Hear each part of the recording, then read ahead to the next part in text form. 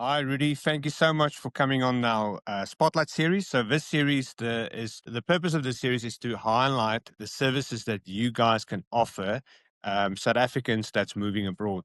Now, I want to give you a bit of a scenario. I just got my visa for New Zealand. I just got off the plane. Now, I've got, say, a little bit of savings, not too much. I need a vehicle. I need a rental. Go. What do I do? Well, first of all, make sure all the funds are here in terms of the best possible price. So what FinSelect covers is look after all your financials.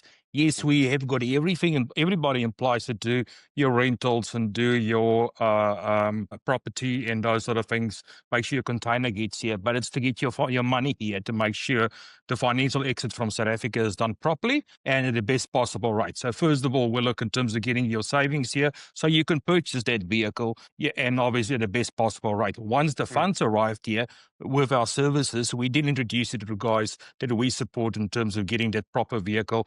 Whether you still want a European vehicle or a Japanese import and those sort of things, we'll get you in touch with the right people that we use on our platform. And then obviously we'll look in terms of where do you need to go from there, from financial advice in terms of get the right process through SARS and those sort of things to get you here legally from a tax and a financial perspective. Yeah, and there's a lot. I'm pretty sure there's a lot of information there we can unpack further.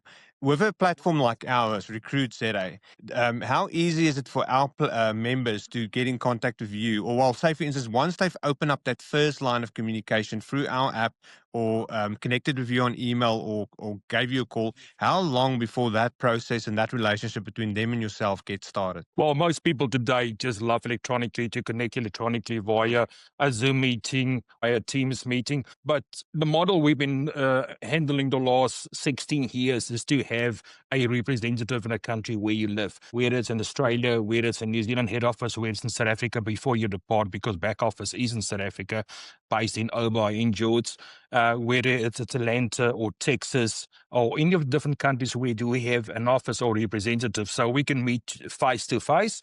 Or of course, once we've opened your account, you have access to us 24/7, literally, because we have individuals and staff around the world that can take your call in your time zone.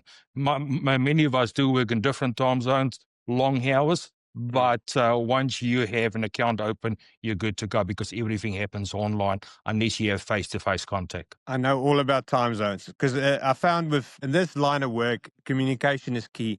I personally get frustrated if I struggle to get hold of someone.